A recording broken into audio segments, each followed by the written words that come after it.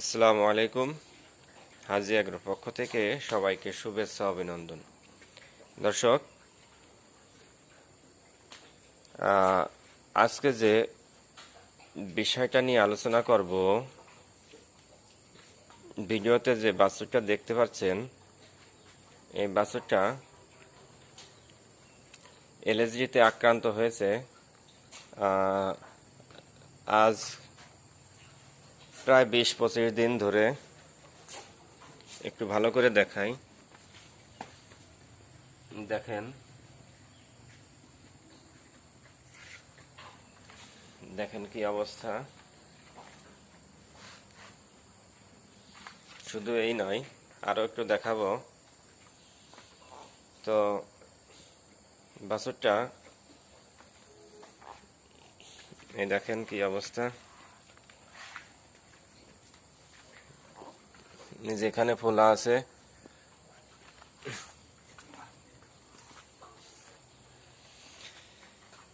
তো দর্শক, বাছুরটা আজ 20-25 দিন ধরে এলএসডিতে আক্রান্ত। প্রথম গোটা উঠছিল, গোটা সেরে যায়। তারপরে এই গিরেটার এখানে এবং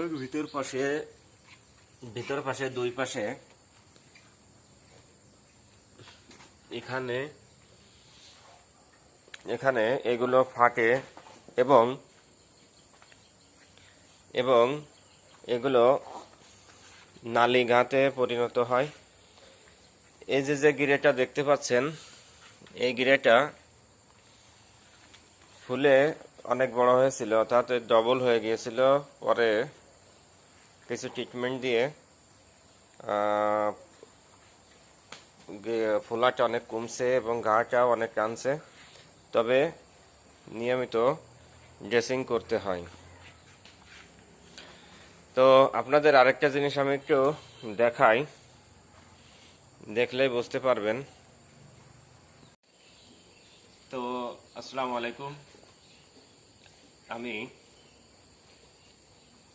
হাজি এগ্রোর পক্ষ থেকে রাজু বলছিলাম। আজকে এলএসডি বিষয় নিয়ে আলোচনা করব একটু। তো এলএসডি নিয়ে আমার অলরেডি বিগত অনেক ভিডিও আমি দিয়েছি। তো আজকে এলএসডি নিয়েও একটু আলোচনা করব। আর এলএসডি আসলে রোগটা ছোট ছোট করে দেখার কোনো সুযোগ নেই। তো অলরেডি আমার একটা বাছুর মারা গেছে এলএসডিতেই। আর আরেকটা বাছুর আপনারা তো দেখলেন কি অবস্থা, নালিঘা। তো বাছুরটা অনেকটা কমে গেছে, এখন প্রায় সারার পথে। এখন ড্রেসিং 3 বেলা ড্রেসিং করি এবং হালকা কিছু গা টানা এগুলো ট্রিটমেন্ট দিয়ে বাছুরটা চলছে। তো আপনাদের একটা জিনিস আমি দেখাই, মানে এই এই রোগটা। দর্শক, ওপেন ওপেন হয়েছে। দর্শক, একটা জিনিস দেখাই, ওই দেখেন এর ভিতর থেকে দেখেন কি পরিমাণে কুরক্ত। ওই দেখেন, এই দেখেন চাপ দিলে বের হচ্ছে। ওই দেখেন,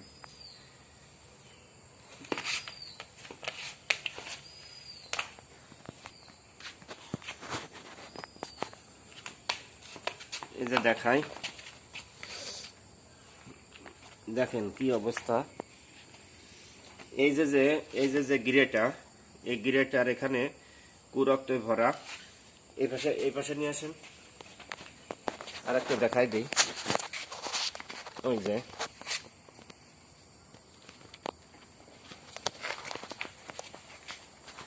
এখানে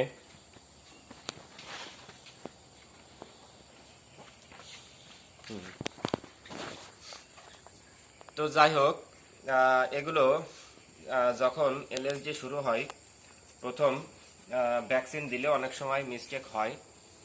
তো আমি একটা ভুল করছিলাম, সেটা হচ্ছে আমি ভ্যাকসিন দেই নেই। এবার একটু ভ্যাকসিন দেওয়ার আমি সুযোগ পাইনি। অর্থাৎ মানে বিষয়টা এরকম যে যখন বাছুরের বয়স 15 দিন বা 20 দিন। মানে আমি প্রস্তুতি নিচ্ছিলাম যে বাছুরকে এলএসডির ভ্যাকসিন দেব। ঠিক প্রস্তুতি নেওয়ার আগ মুহূর্তেই বাছুরকে এলএসডিতে আক্রান্ত করে ফেললো। মানে যখন এলএসডিতে আক্রান্ত হয়ে যায় তখন তো ভ্যাকসিন দিয়ে আসলে কোনো কাজ নেই। তা আর এই যে বাছুরটা দেখতে পারলেন, মানে এই যে বাছুরটা এ মানে এলএসডি যে উঠছে আমি সেটা বুঝতেই পারিনি। তো যাই হোক গেল। এখন এর সংখ্যা মুক্ত এখন, মানে মানে যে সিরিয়াস কাজার যে গোটা ওঠা এগুলো এখন অনেকটাই কন্ট্রোলে। তো যাই হোক এখন আর সমস্যা নেই।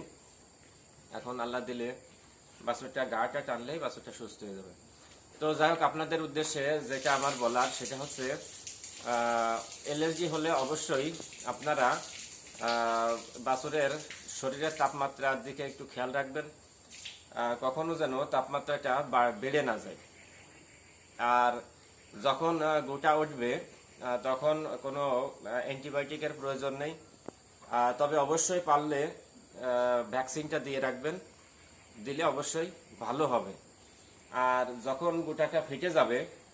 গোটা যখন ফেটে যাবে মানে গোল কয়েনের মতো, তখন আপনারা অবশ্যই ড্রেসিং করবেন, পভিসেপ দিয়ে পটাশ দিয়ে ড্রেসিং করবেন এবং তিন বেলা ড্রেসিং করলে ভালো হয়। এবং ওর শরীরে হচ্ছে গাটানা ইনজেকশন বা ওষুধ এটা দিতে হবে। আর শরীরের তাপমাত্রা অবশ্যই কন্ট্রোলে রাখবেন। তো সবাই ভালো থাকবেন। আর আমার চ্যানেলটিতে সাবস্ক্রাইব করবেন, লাইক করবেন, শেয়ার করবেন, কমেন্ট করবেন। আর আমার ভিডিও অবশ্যই সবার কাছে শেয়ার করলে যাতে ভিডিওটা অনেকের উপকার আসে, সেজন্য অবশ্যই চেষ্টা করবেন আমার ভিডিওটা শেয়ার করার জন্য। আর আমি ভিডিওতে এ পর্যন্ত ফেস দেইনি, আজকেই প্রথম ফেস দিচ্ছি। তো সবাই ক্ষমার দৃষ্টিতে দেখবেন, ভালো থাকবেন। ভিডিওটা একটু লং হলেও প্রত্যেক খামারিদের জন্য অবশ্যই গুরুত্বপূর্ণ। তো ভালো থাকবেন, সুস্থ থাকবেন। আসসালামু আলাইকুম।